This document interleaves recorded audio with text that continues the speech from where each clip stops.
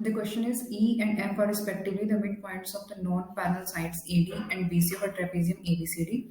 Prove that EF is parallel to AB and EF is half of AB plus CD. तो हमें given क्या है कि एक ट्रेपेजियम है ABCD. तो यहाँ हम फिगर बनाते हैं. ABCD एक ट्रेपेजियम लिया हमने.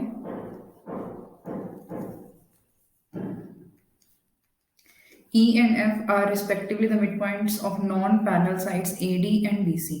AD का मिडपॉइंट है हमारे पास E और BC का मिडपॉइंट है हमारे पास F. तो हमें ये प्रूव करना है कि EF is parallel to AB, यानी कि और F को ज्वाइन करके हमारे पास जो लाइन सेगमेंट आया है वो AB के पैरेलल है और EF की जो लेंथ है वो AB प्लस CD के सम का हाफ है.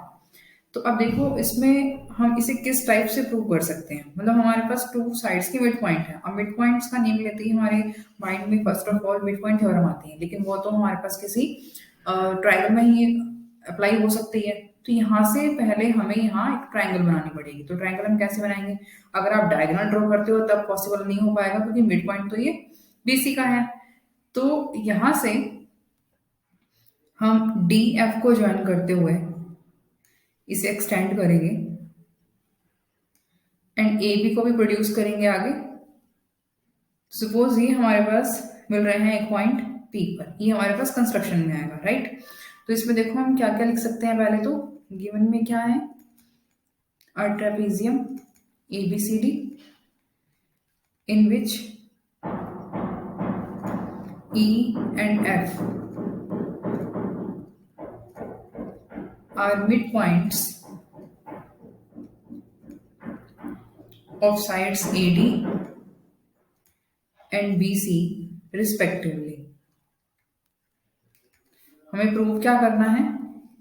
प्रूव तो हमें ये करना है, फर्स्ट पार्ट है कि EF पैरेलल टू AB आना चाहिए एंड सेकंड पार्ट है हमारे पास EF will be half of AB plus CD. तो इसमें हमने कंस्ट्रक्शन की थी. कंस्ट्रक्शन में हमने क्या किया है, join DF and produce it to meet AB produced in P, right. तो सबसे पहले अब देखो यहाँ पर सबसे पहले हमें क्या करना होगा, ये जो दो ट्रायंगल्स बन रही हैं DCF और यहाँ से FBP, इन दोनों ट्रायंगल्स को हमें कॉन्ग्रुएंट प्रूव करना होगा. ठीक है, कॉन्ग्रुएंट प्रूव करने के बाद ही हम यहाँ पर मिड पॉइंट थ्योरम भी अप्लाई कर पाएंगे. EF पैरेलल टू AB हम तभी प्रूव कर पाएंगे, राइट. तो यहाँ पर देखो सबसे पहले in triangle DCF and triangle PBF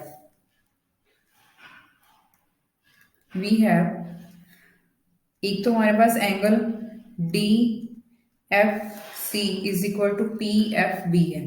DFC यानी कि ये एंगल, PFB यानी कि ये एंगल, ये दोनों इक्वल हैं. ये हमारे पास है vertically opposite angles, right.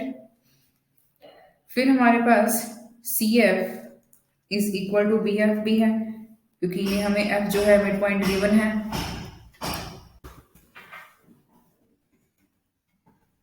F is midpoint of BC. Third हमारे पास क्या है, angle DCF is equal to angle PBF.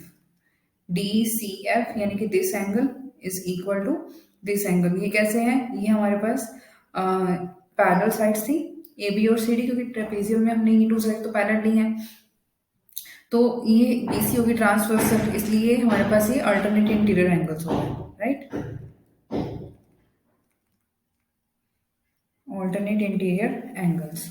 Therefore, triangle DCF is congruent to triangle PBF. ये हमारे पास किस क्राइटेरिया से हुआ, angle side.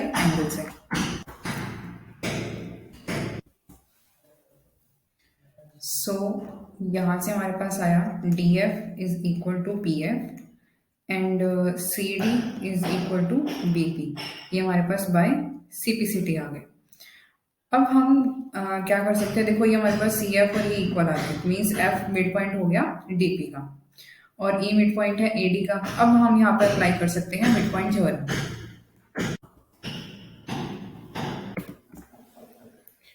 So in triangle DAP, E is midpoint of AD, F is midpoint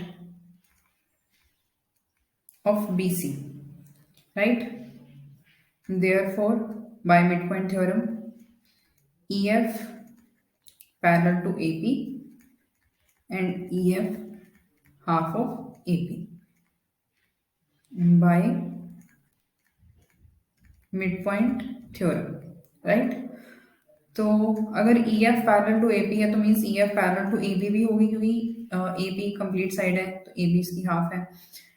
and यहाँ से अब हम कैसे कर सकते हैं, EF is equal to half of AP था, AP means AB plus BP। अब हमने ये प्रूव किया कि जो BP है वो CD के इक्वल है, इसे इक्वेशन 1 लिख लेते हैं। तो यूजिंग 1 हम यहाँ पे लिख देंगे, this implies EF is half of AB। तो BP को हमने रिप्लेस कर दिया बाय CD से यूजिंग 1। तो एक ही साथ हमारे दोनों पार्ट प्रूव हो गए हैं कि EF पैरेलल टू AB भी है और ये half of AB plus CD भी है। तो इस टाइप से इस क्वेश्चन को हमें सॉल्व करना है। Thank you.